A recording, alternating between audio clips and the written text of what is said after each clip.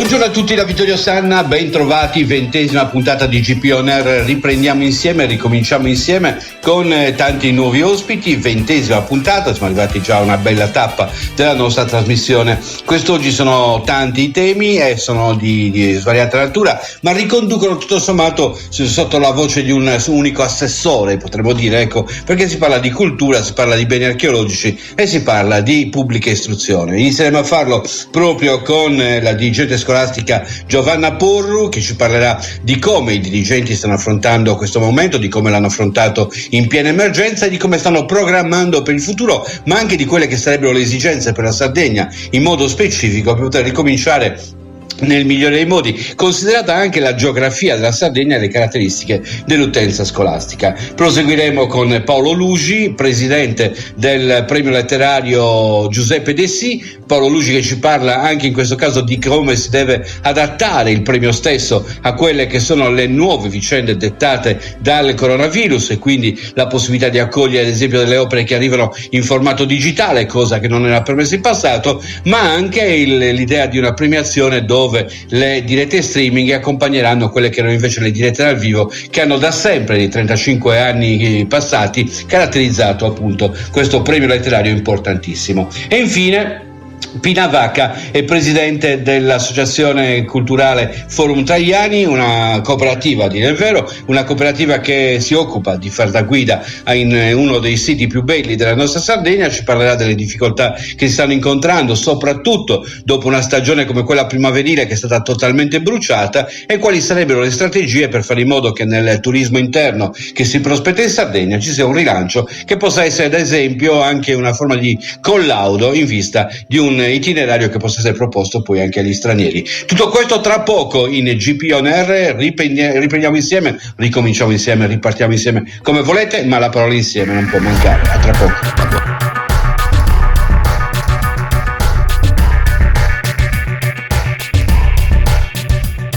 GP On Air, in collaborazione con Gruppo ISA 100% SAP.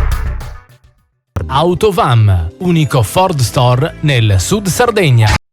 Abbiamo già parlato in precedenti puntate di scuola, ne abbiamo parlato con un professore, allora ne parliamo oggi con una dirigente scolastica, Vanna Porru. Buongiorno Vanna. Buongiorno Vittorio. Parliamo un po' di questa situazione che è caduta un po' tra capo e collo. Abbiamo sentito come hanno incassato i professori. Devo dire che il professore di scuola media che abbiamo avuto era quasi soddisfatto, insomma, di come la scuola ha saputo reggere a un impatto di questo tipo.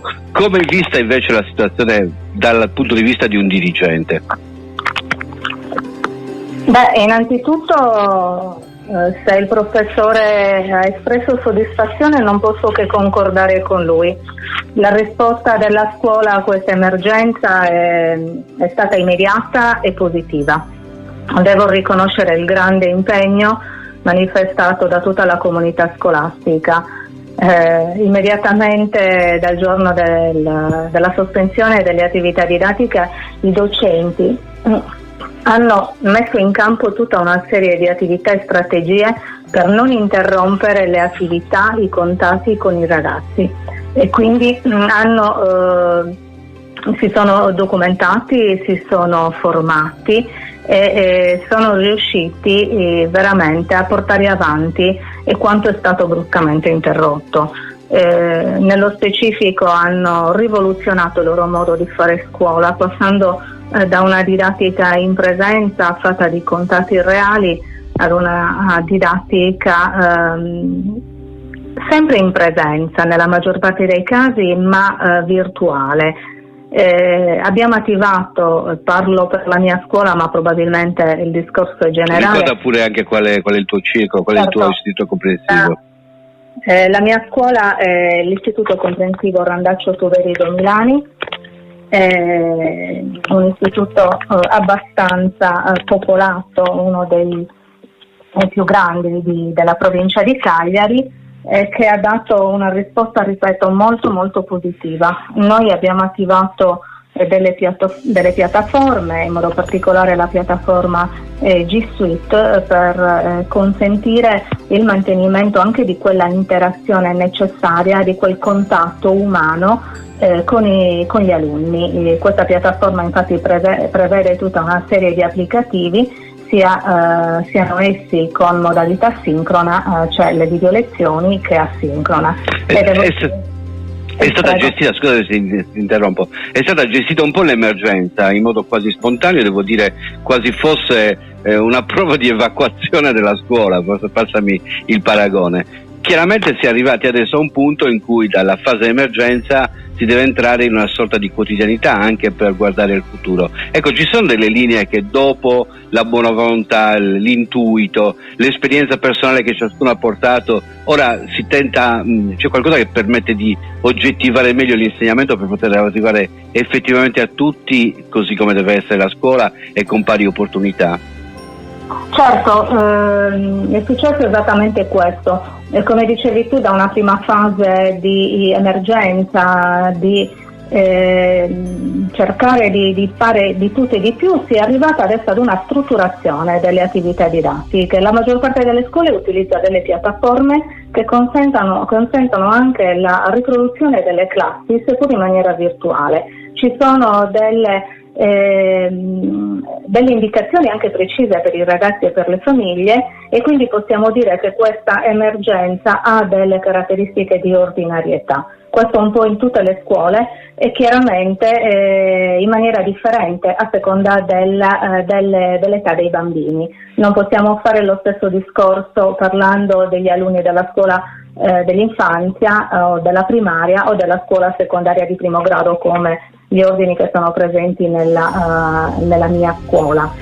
A seconda dell'età chiaramente le attività sono più o meno strutturate, ma la cosa importante è che gli insegnanti hanno cercato di mantenere la relazione con tutti gli alunni, a prescindere dall'ordine e dall'età, e ci sono riusciti, e in questo devo anche riconoscere la grande collaborazione che abbiamo avuto dalle famiglie. In un momento come questo puoi immaginare che l'emergenza non poteva essere gestita soltanto dalla scuola. Parlando di dispositivi digitali come quelli che ormai sono diventati il modo per fare didattica quotidiana, non potevamo prescindere dall'aiuto dei genitori. Per molti bambini la mancanza di autonomia chiaramente necessita dalla presenza dell'adulto. Assolutamente. Quindi, sì. Ringraziamento anche alle famiglie. Senti, fase di socializzazione, che è una delle cose importanti, tanto si abbassa l'età, hai parlato di scuola dell'infanzia e di scuola primaria, tanto più c'è bisogno anche di questo processo di socializzazione che chiaramente è venuto a mancare. Si sta pensando a settembre, si sta pensando di far tornare, anche se per piccoli gruppi, i bambini a scuola. Qual è la tua idea in merito? Questa è la grande sfida, è chiaramente il problema sul quale tutti stiamo ragionando, noi dirigenti, docenti e ovviamente anche a livello politico. Parlando di didattica per i bambini della scuola dell'infanzia, è chiaro che il rapporto umano, la presenza reale e concreta è fondamentale.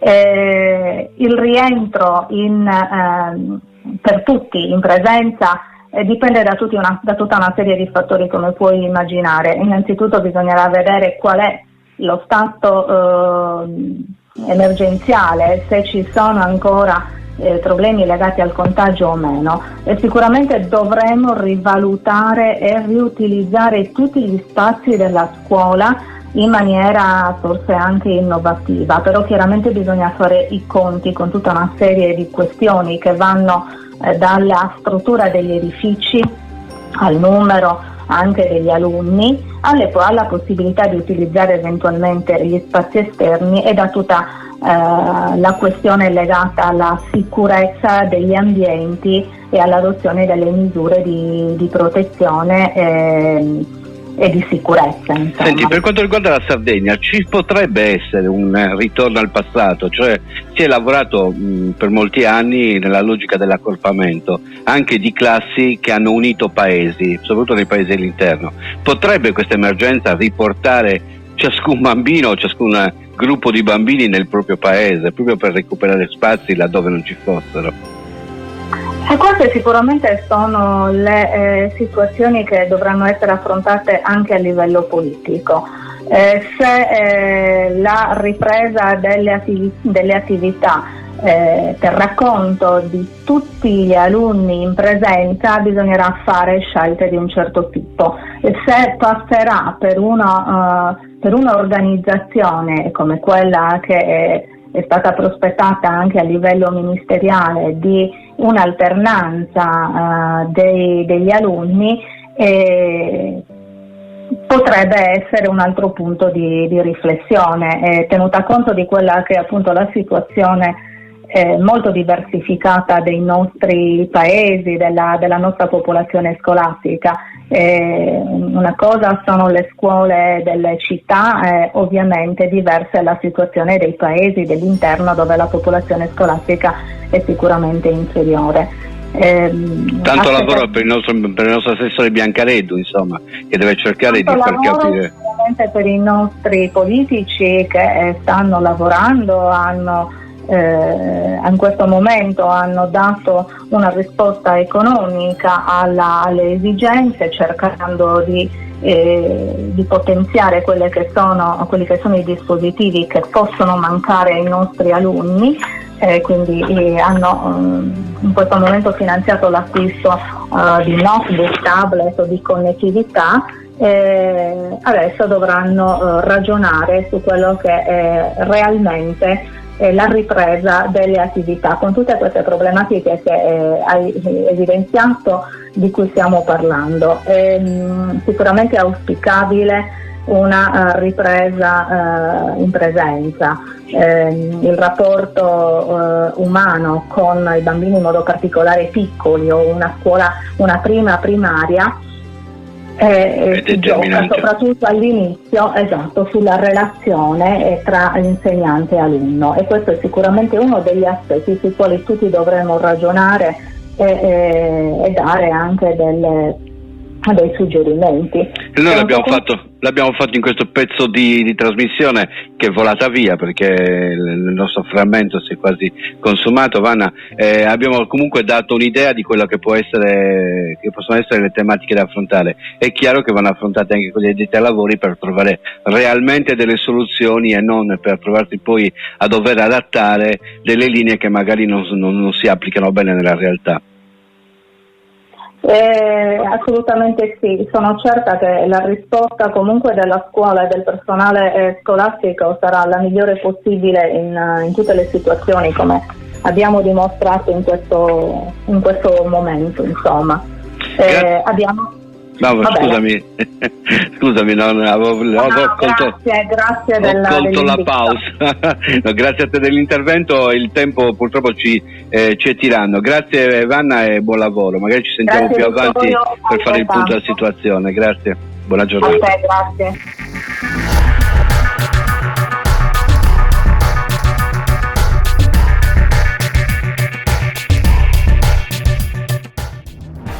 Novità! Scarica l'app del gruppo ISA e scopri i volantini di oltre 400 supermercati Nonna Isa, Sidis, Di Meglio, Punto D ed Italy. Aiuteremo l'ambiente con meno carta e più alberi. App Gruppo ISA, la convenienza sempre con te.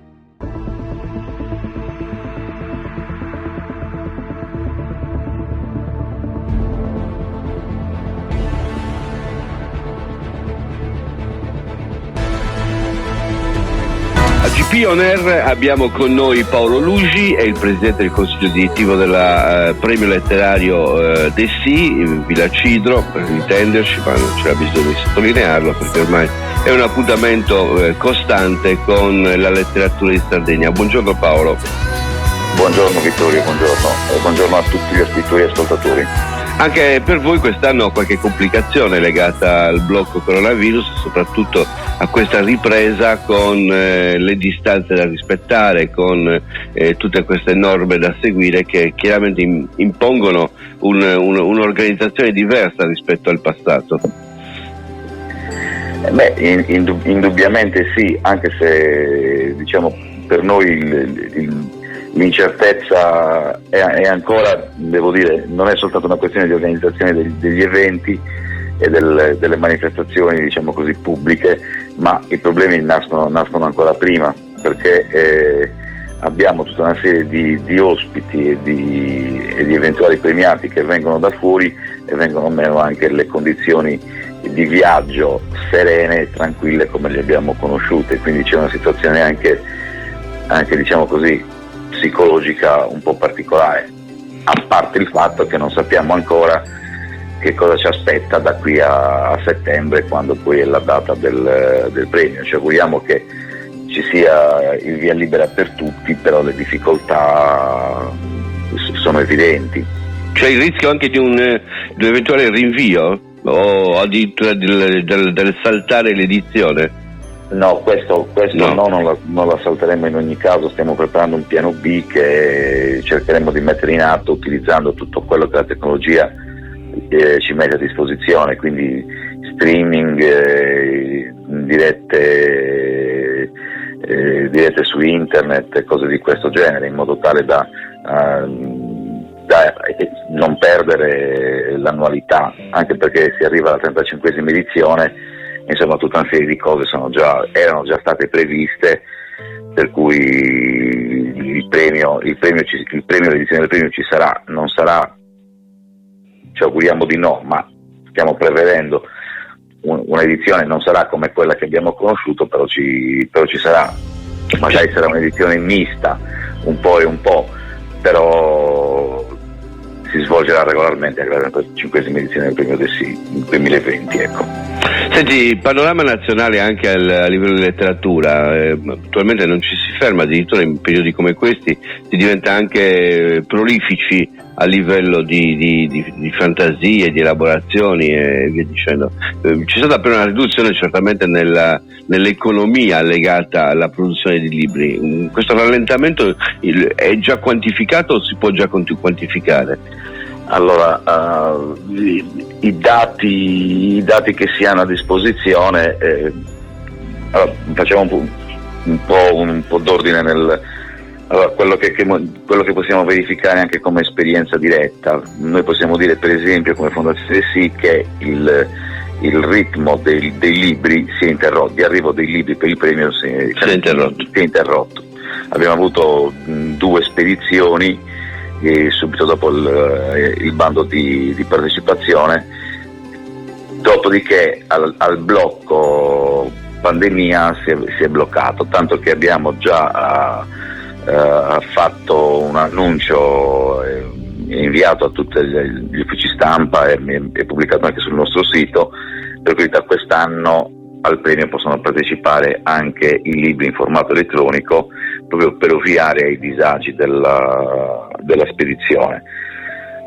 Detto questo, c'è un blocco, c'è stato un blocco anche a livello editoriale, a livello nazionale, per cui le uscite primaverili sono state bloccate, è stato tutto rinviato, d'altronde c'erano anche le librerie chiuse, sono incrementate le vendite online, e ancora da quantificare come dimensione economica, però penso che per gli editori si possa dire che insomma c'è stata una bella botta di sì, a livello economico, a livello economico, diciamo, ma un buon 30% è stato si è ridotto, si è ridotto tutto. Speriamo pian pianino che si possa riprendere. Peraltro perché tutto sommato la cultura del libro si stava sviluppando anche attraverso una forma che si è diffusa, che è quello dell'incontro letterario, cioè all'uscita di un libro non ci si accontenta più semplicemente di fare la recensione sui giornali, sui mezzi di informazione, ma una delle cose che sta, almeno quello che colgo in Sardegna, che si è diffuso particolarmente, è proprio l'incontro letterario. Anche questo rischia di essere soffocato da quelle che sono le norme del momento e lo stato di emergenza. No, diciamo che da questo punto di vista il rapporto con l'autore, diciamo che cambia e sta cambiando. Cioè, su internet è stato un fiorire di incontri letterari, presentazioni esatto. Di incontri letterari, di momenti in cui gli autori hanno dialogato con il loro pubblico, anzi diciamo che sovrabbondanti anche per certi versi, ed è una cosa positiva. E così anche per la lettura in un periodo come questo, certo. Il libro è stato, diciamo, una cosa a cui si è tornati come oggetto anche il rifugio, e quindi la lettura è stata incentivata anche da un punto di vista, adesso c'è anche una campagna a favore della lettura da parte sulle televisioni di Stato, di promozione della lettura, ma amici, autori, anche i nostri stessi giurati hanno partecipato a un'iniziativa che abbiamo organizzato come Fondazione De Sica sul nostro canale YouTube, e hanno proposto piccole recensioni, addirittura letture di poesie, suggerimenti di libri, quindi che è stato un modo anche per tenere vicino le persone che ci conoscono e che ruotano intorno alla fondazione. Tu Paolo, questo si è moltiplicato per tutti, cioè, è una cosa che a valanga ha investito tutti i social. Certo, tu sei da tanti anni nella Fondazione Destiny, come hai visto evolvere anche il tipo di scrittura, il tipo di partecipazione al premio? Cioè, c'è stata un'evoluzione, un cambiamento? Percepisci attraverso le partecipazioni il cambiamento sociale?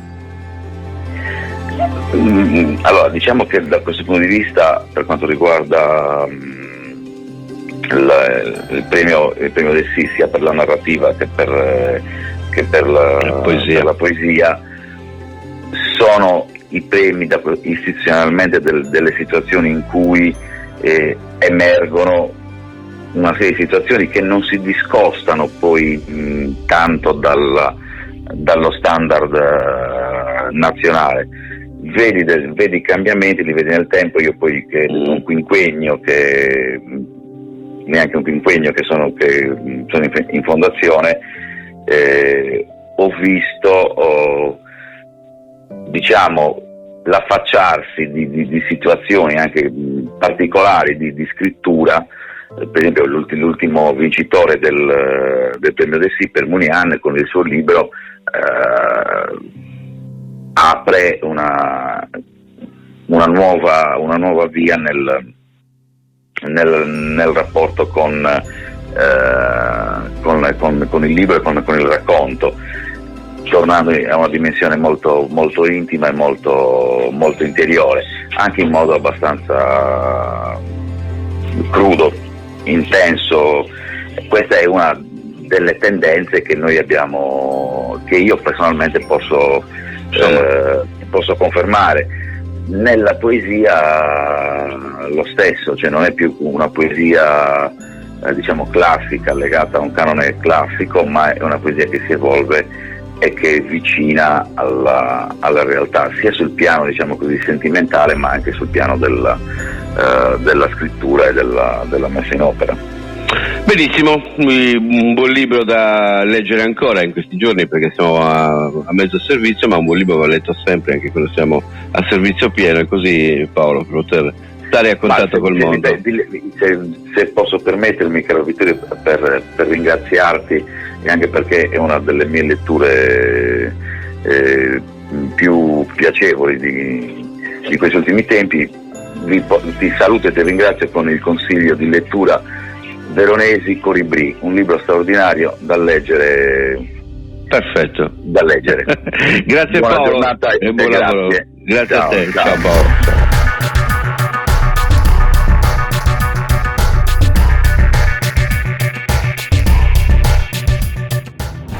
Novità! Scarica l'app del gruppo ISA e scopri i volantini di oltre 400 supermercati nonna ISA, Sidis, Di Meglio.d ed Italy. Aiuteremo l'ambiente con meno carte e più alberi. App Gruppo ISA, la convenienza sempre con te.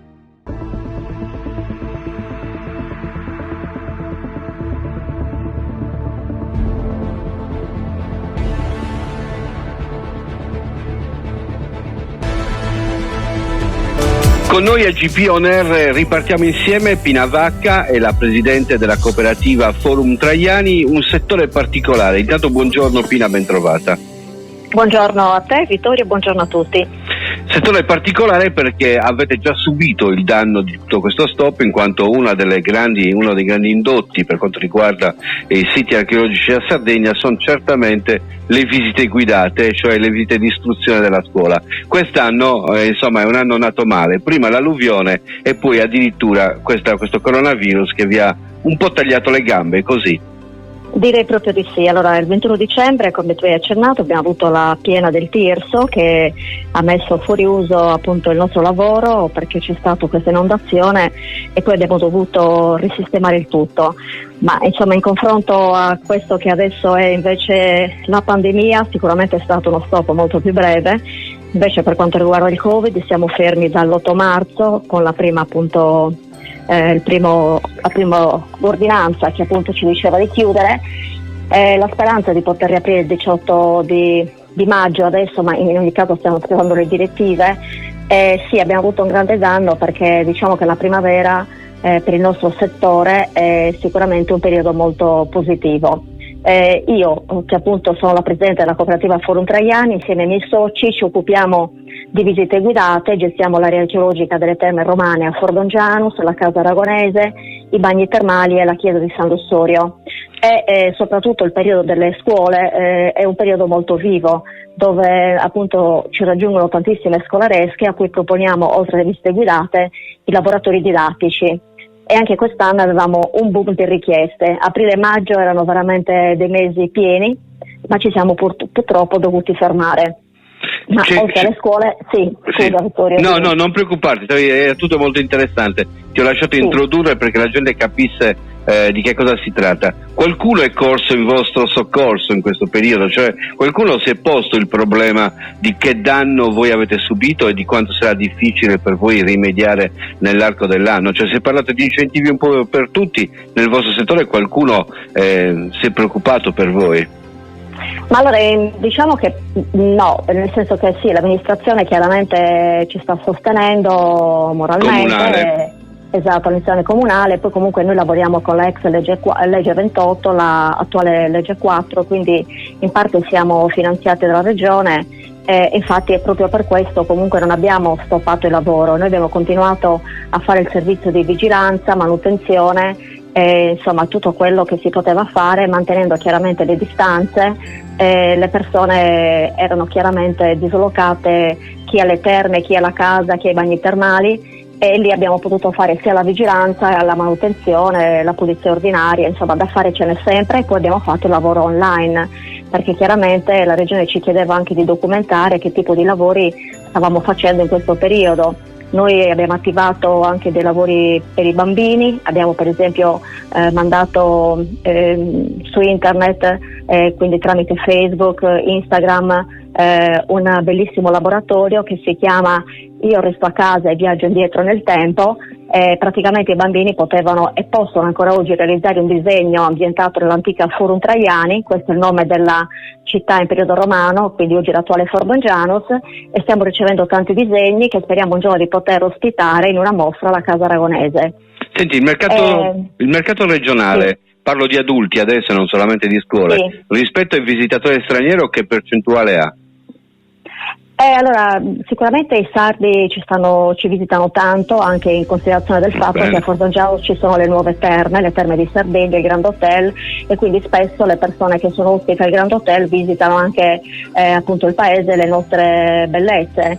Però sì, ma in ogni caso quest'anno perdiamo anche una grande fetta, credo, di turismo straniero, soprattutto i tedeschi che sono sicuramente i più numerosi e loro già da giugno raggiungevano spesso la Sardegna. Sì, ho spiccato nelle nostre puntate, l'ho fatto in particolare, mi pare di ricordare Graziano Milia nelle puntate scorse, sì. In questa estate atipica la possibilità che la Sardegna possa avere un mercato interno, in qualche modo incoraggiando anche quelli che sono gli spostamenti verso l'interno e quindi anche verso i siti archeologici e i siti culturali. Pensi che possa essere... Ecco, sì, un ragionamento che abbiamo fatto anche con i nostri colleghi del territorio, quindi Nuraghe Losa piuttosto che Santa Cristina, Tarros, ma abbiamo dei rapporti ottimi anche con altre realtà come per esempio Genoni, e insomma a volte ci ritroviamo e parliamo, soprattutto i presidenti, di quello che può essere il nostro lavoro in futuro, che cambierà sicuramente. E uno dei nostri ragionamenti appunto è questo, che in qualche modo questo Covid ci ha un po' ridimensionato tutti, e noi pensiamo che adesso anche i sardi possano in qualche modo riscoprire le zone interne, perché magari si potrà certo andare al mare, speriamo che ce lo permettano, ma ci saranno anche giornate dedicate, speriamo, al turismo culturale, soprattutto anche nelle zone interne, che non sarebbe male, insomma. Ci sono manifestazioni che incoraggiano la visita dell'interno. Mi viene in mente, perché ormai è un paio d'anni che ha grande successo, Autunno in Barbagia. Pensi che sia necessario che ci sia uno stimolo magari di un cartello di questo tipo per fare in modo che quest'estate possa essere un'estate diversa? Cioè, oltre a chi spontaneamente ci pensa, potrebbe affiancarsi qualcosa che possa indirizzare, insomma, verso questo tipo di turismo? Certo, ci stiamo ragionando, ci stiamo pensando, perché è ovvio che magari noi non possiamo fare Autunno in Barbagia, ma penseremo a qualcosa per appunto far arrivare gente, sempre tenendo conto di quelle che saranno le direttive, distanze, sicurezza e quant'altro. Adesso mi viene da pensare per esempio che nell'area archeologica il grande problema magari delle distanze non si pone, perché essendo un'area vasta forse riusciremo anche a fare una fruizione più adeguata. Nei musei non so, insomma aspettiamo veramente le direttive, perché è un po' tutto complicato ancora. Nessuno si è fatto sentire per le direttive? O già in moto qualcosa? Sì, qualcosa è in moto, noi ci stiamo già attivando con i disinfettanti, con appunto i documenti che dovranno firmare i visitatori. Insomma, diciamo che il piano della sicurezza va aggiornato e stiamo già lavorando sia con la Lega delle Cooperative, chi fa riferimento alla Lega. Noi per esempio facciamo riferimento alla Lega, e quindi stiamo vedendo anche questi aspetti, piuttosto che il nostro ingegnere che ci cura appunto la sicurezza. C'è una sovra-associazione che unisce tutti i siti archeologici della Sardegna, o ancora non è stato concepito? No, diciamo che facciamo riferimento appunto a questi enti come può essere la Lega delle Cooperative, piuttosto che Confcooperative e quant'altro, però diciamo che spontaneamente a volte ci è capitato di formare dei gruppi per ritrovarci e fare comunque sinergia, perché questo è importante, Vittorio, cioè noi in questo momento ancora di più rispetto al passato, se vogliamo rilanciare il turismo delle zone interne in questa fase storica molto molto complicata, dobbiamo assolutamente fare sistema con le altre cooperative, quindi si deve proporre la visita alla provincia di Oristano piuttosto che alla provincia di Caglia e la provincia di Sassari, insomma, o subregioni della Sardegna, ma noi per quanto riguarda la provincia di Oristano ci crediamo molto e stiamo già lavorando in questo senso, perché è molto importante proporre non solo Fordongianos ma anche Abasanta piuttosto che Paolilattino, Tarros e via dicendo. Magari attraverso anche un accordo, una rete, insomma, esistono già un paio di siti che spontaneamente sono creati per fare rete, e con un unico biglietto molte volte tu hai la possibilità di visitare più siti. Ecco, secondo me forse questa è una delle strade da percorrere. Sì, assolutamente. Bene Pina, io ti ringrazio del tuo intervento, come sempre chiarissima, spero che vi riprendiate presto e verrò così a trovarvi ancora una volta. Grazie a te Vittorio, insomma sai che sei sempre il benvenuto da noi e insomma invitiamo veramente tutti a visitarci e speriamo che la pandemia ci abbandoni presto. Un abbraccio. Grazie Pina, buon lavoro, ciao. Grazie, ciao. È tutto anche per oggi per GP On Air, ripartiamo insieme, l'appuntamento è per mercoledì alle ore 12, non mancate. Grande novità! Scarica l'app del gruppo ISA e scopri i volantini di oltre 400 supermercati Nonna Isa, Sidis, Dimeglio.d ed Italy. Aiuteremo l'ambiente con meno carte e più alberi. App Gruppo ISA, la convenienza sempre con te.